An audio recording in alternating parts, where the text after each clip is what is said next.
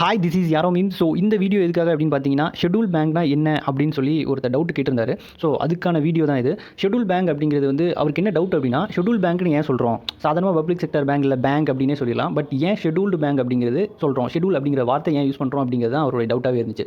So அதுக்காக தான் இந்த போஸ்ட்டு. அண்ட் இப்படி நீங்கள் பேங்கிங் படிச்சிங்க அப்படின்னா இன்ட்ரெஸ்ட் அதிகமாகும். அதாவது பேங்கிங் இப்படியும் படிக்கலாமா அப்படின்னு சொல்லி ஒரு இன்ட்ரெஸ்ட் கிரியேட் ஆகும். இப்படியே நீங்கள் படித்து நிறைய கான்செப்ட் தெரிஞ்சு வச்சுக்கிட்டீங்க அப்படின்னா கண்டிப்பாக பேங்கிங்கில் வேறு லெவலில் போகலாம். நீங்கள் பேங்க்கில் ஒரு பெரிய போஸ்ட்டில் இருக்கணும் அப்படின்னா அது சாதாரண விஷயம் கிடையாது. ஜஸ்ட் ப்ரமோஷன் கிடைக்கி போகிறோம் அப்படின்லாம் சொல்லவே முடியாது. நீங்கள் ஒரு பொசிஷனில் இருக்கீங்க அப்படின்னா அதுக்கு கீழே உள்ளவங்களுக்கு அதை ரொம்ப தெளிவாக எக்ஸ்பிளைன் பண்ணணும்.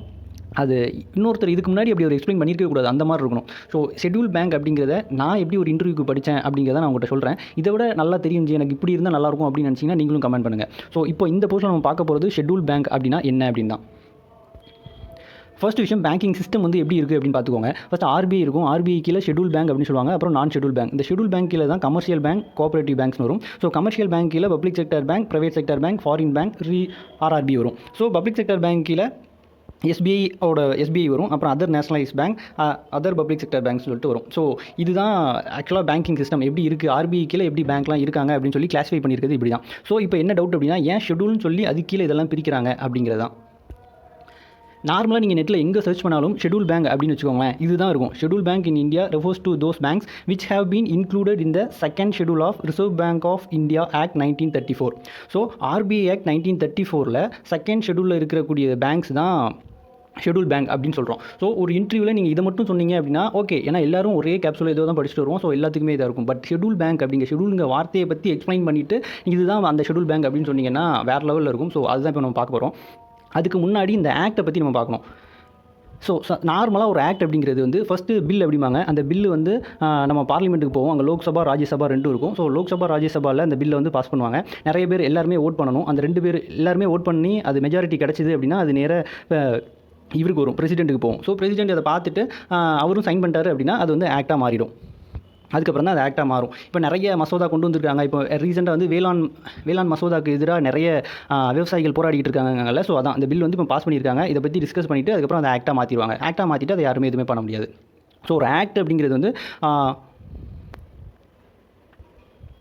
ஸோ அவ்வளோ பெரிய ஆக்ட் ஒரு இருக்குன்னு வச்சுக்கோங்களேன். அதுக்குன்னு ஒரு செட் ஆஃப் ப்ரொசீஜர் இருக்கும். இப்படி தான் அதை அந்த டிராஃப்ட் கொண்டு வரணும். பில்லுனா இப்படி தான் இருக்கணும், ஹெட்டிங்ஸ் இப்படி இருக்கணும், உள்ள கண்டென்ட் இப்படி இருக்கணும், என்னென்ன வேர்ட்ஸ் தான் யூஸ் பண்ணணும், இந்த மாதிரி இதுக்கு இதை தான் யூஸ் பண்ணணும் அப்படின்னு சொல்லி ஒரு சின்ன நிறைய ஸ்ட்ரக்சர்ஸ்லாம் இருக்கும். ஸோ அதுதான் நார்மலாக ஒரு ஆக்டோட ஸ்ட்ரக்சருக்கு எப்படி இருக்குன்னா, முதல்ல அதில் 6 மெயின் பிளாக்ஸ் இருக்கும். அதில் கவர் பேஜ் இருக்கும், ப்ரிஃபேஸ் இருக்கும், ப்ரியாம்பிள் இருக்கும், கிளாஸ் இருக்கும், அப்புறம் கன்க்ளூஷன், அந்த ஆக்டை பற்றின டீட்டெயில்ஸ் எல்லாமே இருக்கும். லாஸ்ட்டாக என்ன இருக்கும் அப்படின்னா ஷெட்யூல்ஸ் அப்படிம்பாங்க. ஷெட்யூல்ஸ் அப்படிங்கிறது nothing but attachment or annexes. So schedule அப்படிங்கிறது சாதாரணமாக ஒரு அட்டாச்மெண்ட் தான். பட் அதுக்கும் உள்ள நிறைய டிஃபரன்ஸ் இருக்குது. ஒரு லா அப்படிங்கிறதுக்குள்ளே போனீங்க அப்படின்னா அதுக்கு டிஃபரன்ஸ் நிறைய இருக்குது. டேரெக்டாக அட்டாச்மெண்ட் அப்படிங்கிற வேர்டை யூஸ் பண்ணிக்கலாம். ஏன் ஷெட்யூல் யூஸ் பண்ணுறாங்க அப்படிங்கிறதையும் அடுத்தல பார்க்கலாம். ஸோ ஜென்ரலாக 6 பார்ட் இருக்கும். நார்மலாக நீங்கள் எல்லாருமே படிச்சிருப்போம், செக்ஷன் அப்படின்னு சொல்லி படிச்சிருப்போம். எல்லாரும் இந்த செக்ஷன் வரும், 5வது செக்ஷன், அதாவது நம்ம ரெப்போ ரேட் எந்த செக்ஷனில் வருது அப்படிங்கிற மாதிரி சில பேங்கிங் அவேர்னஸ் குவிசஸில் நம்ம பார்த்துருப்போம். ஸோ செக்ஷன் அப்படிங்கிறது ஒரு இம்பார்ட்டன்ட் விஷயம். என்ன அப்படின்னா, ஒரு ஆக்ட் இருக்குது அப்படின்னா ஃபஸ்ட்டு அதை பற்றி டிஃபைன் பண்ணியிருப்பாங்க. அப்புறம் most significant rules and provisions, அது என்னென்ன ரூல்ஸ் தான் அவங்களுக்கு கொடுக்குறாங்க. இப்போ ஆர்பிஐ அப்படின்னா ஆர்பிஐக்கு என்னென்ன ரூல்ஸ் அண்ட் ரெகுலேஷன்ஸ்லாம் இருக்குது அப்படின்னு சொல்லிட்டு. ஸோ தென் செகண்டரி ரூல்ஸ், அதுக்கு அடுத்தால என்னென்ன அந்த ரூல், அது வந்து மெயின் ரூலாக இருக்கும். ஆர்பிஐ அப்படிங்கிறதுக்கான ரூல், அதுக்கப்புறம் அது என்னென்ன வேலை பார்க்குறாங்களோ அதுக்கான ரூல்லாம் போட்டிருப்பாங்க. ஸோ அப்புறம் ஹவுஸ் கீப்பிங் ப்ரொவிஷன்ஸ், அதாவது இப்போ நான் நிறைய அதுக்கு ஆஃபீஸ் வேணும் வைக்கணும் அப்படின்னா அதெல்லாம் எப்படி எக்ஸ்பேண்ட் பண்ணணும், அதுக்கான திங்ஸ்லாம் வாங்குறதுக்கு எவ்வளோ நான் செலவு பண்ணணும் அப்படிங்கிறது எல்லாமே அதிலே இருக்கும். தென் பெனால்ட்டிஸ், இப்போ அவங்க ரூல்ஸ் அண்ட் ரெகுலேஷன் வச்சிருப்பாங்க. அந்த ரூல்ஸ் அண்ட் ரெகுலேஷன்ஸை நம்ம வயலேட் பண்ணுறாங்க அப்படின்னா அதுக்கு என்ன பெனால்ட்டிஸ், அந்த மாதிரிலாம் இருக்கும். ஸோ இதுதான் ஜென்ரலான ஒரு ஸ்ட்ரக்சர். இந்த ஸ்ட்ரக்சரில் லாஸ்ட்டாக ஷெட்யூல் அப்படின்னு இருக்கும் ஒரு ஆக்டில். ஸோ இதை பற்றி தான் பார்ப்போம். இது என்ன அப்படின்னா, நார்மலாக அது அட்டாச்மெண்ட் அப்படின்னு சொல்லிடுவாங்க. ஒரு ஆக்ட் இருக்குது, ஒரு டாக்குமெண்ட் இருக்குது, அது லாஸ்ட்டாக நம்ம ஒரு 2-3 பேஜ் ஆட் பண்ணோம் அப்படின்னா அது அட்டாச்மெண்ட் அப்படின்னு மொத்தமாக இது எல்லாத்துக்கும் பேர் அட்டாச்மெண்ட். பட் ஒரு லாக்குள்ளே வரும்போது, ஒரு ஆக்டுக்குள்ளே வரும்போது அதுக்கு நிறைய டிஃபரன்ஸ் இருக்குது. அது என்ன அனெக்ஷன் சொல்லுவாங்க, அப்பெண்டிஸ் சொல்லுவாங்க, ஷெட்யூல்னு சொல்லுவாங்க. நம்ம இப்போ பார்க்க போகிறது ஷெட்யூல் தான். பட் இந்த 3த்துக்குமான டிஃபரன்ஸ் தெரிஞ்சாலே ஏன் ஷெட்யூல் பேங்க் அப்படின்னு சொல்கிறோம் அப்படின்னு தெரிஞ்சிடும்.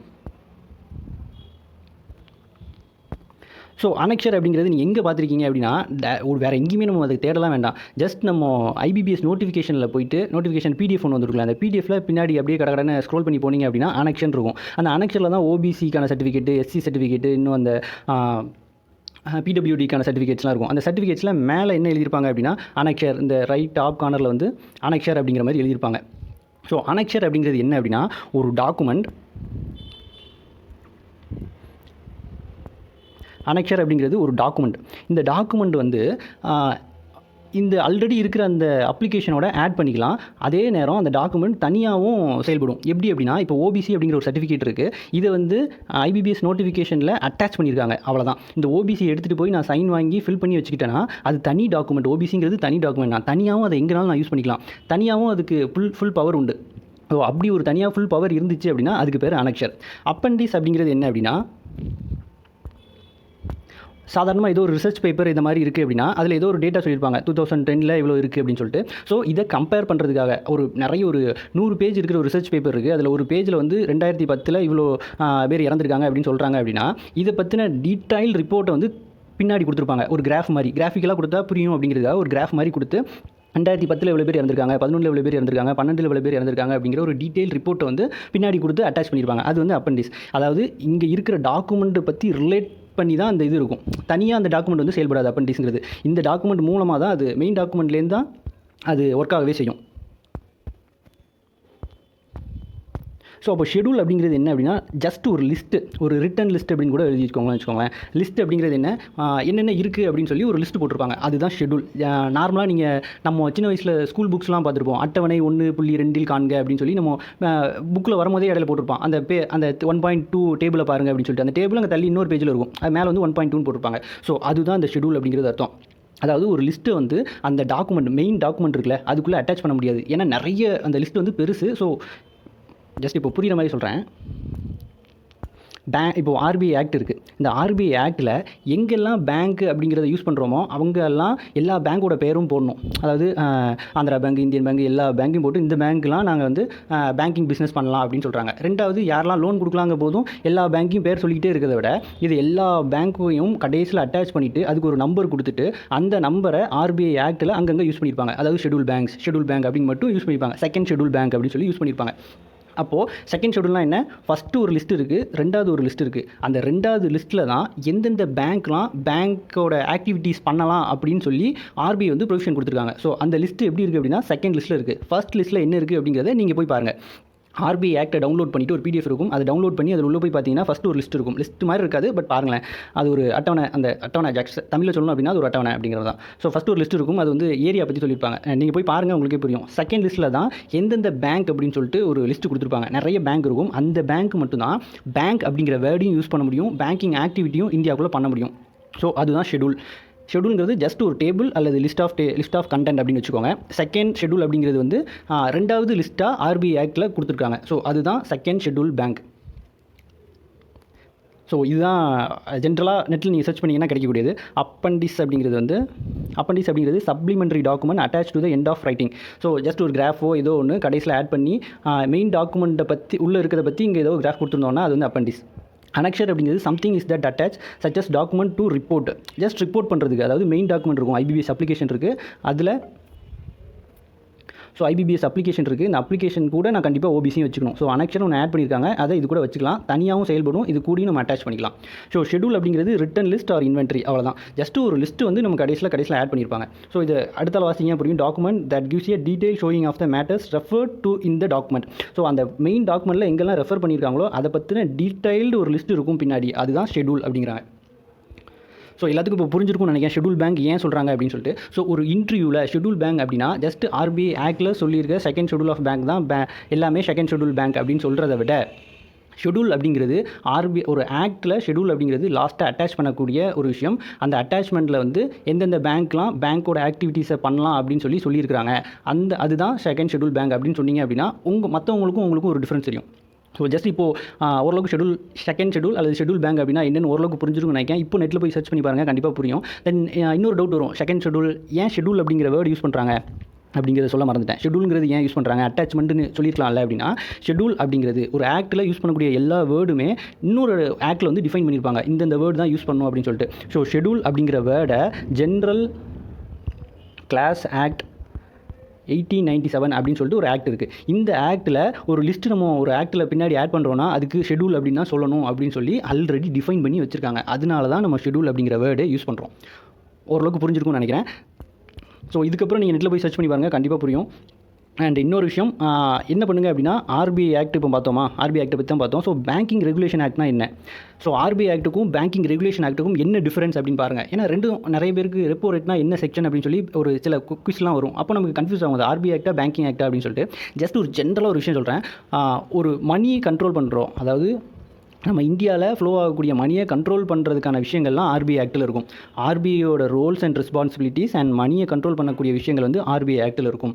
அதே இது பேங்க்கோட ஆக்டிவிட்டீஸை வந்து கண்ட்ரோல் பண்ணி மானிட்டர் பண்ணுறதுக்கான விஷயங்கள் எல்லாமே பேங்கிங் ரெகுலேஷன் ஆக்டில் இருக்கும். இப்போ ஜஸ்ட் உங்களுக்கு சொன்னோன்னே புரிஞ்சிருக்கும், ரெப்போ ரேட்டுங்கிறது எங்கே வரும், ரெப்போ ரேட் எதுக்காக, கண்ட்ரியில் இருக்கக்கூடிய மணி ஃப்ளோ வந்து கண்ட்ரோல் பண்ணுறதுக்கான ஒரு டூல். ஸோ இந்த டூல் கண்டிப்பாக எங்கே வரும், ஆர்பிஐ ஆக்டில் வரும். ஸோ இதே மாதிரி படிங்க, ஆர்பிஐ ஆக்ட்னா என்ன, பேங்கிங் ரெகுலேஷன் ஆக்ட்னா என்னன்னு சொல்லி அந்த பிடிஎஃப் போய் பாருங்கள், கண்டிப்பாக புரியும். ஸோ இப்போ ஆர்பிஐ ஆக்ட் எப்படி இருக்குது, அதில் ஷெடியூல் எங்கே இருக்குது அப்படிங்கிறத உங்களுக்கு காட்டுறேன்.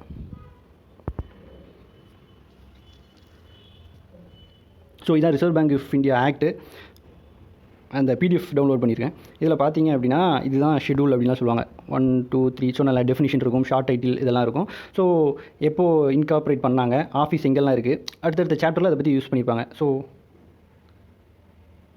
அவங்க போர்டு எப்போலாம் மீட்டிங் கண்டக்ட் பண்ணணும், எப்படி இருக்கும், அப்புறம் டைரக்டர்ஸோட பவர் என்ன, இந்த மாதிரி விஷயங்கள்லாம் ஒவ்வொரு செக்ஷன்லையும் ஒவ்வொன்று சொல்லியிருப்பாங்க.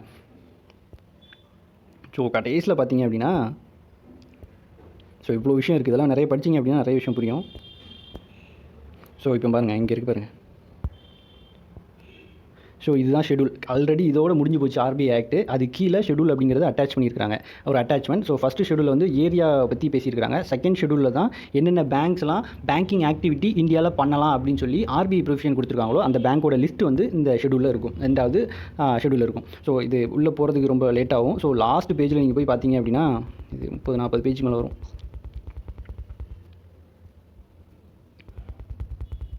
ஒரு நிமிஷம், அதையும் காட்டிடுறேன், ஷெடியூல் எங்கே இருக்குது அப்படிங்கிறதையும் காட்டிடுறேன். இந்த வந்துருச்சு பாருங்கள். ஸோ இதோட ஆக்ட் முடிஞ்சுது. இந்த ஆக்ட்டுக்கு அப்புறம் ஃபஸ்ட்டு ஷெடியூல் போட்டிருக்காங்க. அந்த ஃபஸ்ட்டு ஷெடியூலில் ஏரியாவை பற்றி பேசியிருப்பாங்க. ஸோ செகண்ட் ஷெடியூல் அப்படிங்கிறது வந்து ரெண்டாவது லிஸ்ட்டு. இந்த ரெண்டாவது லிஸ்ட்டில் தான் என்னென்ன பேங்க்லாம் பேங்கிங் ஆக்டிவிட்டி பண்ணலாம் அப்படிங்கிறது இருக்கும். எவ்வளோ பேங்க் இருக்குது பாருங்கள். ஸோ 225 இருக்குது.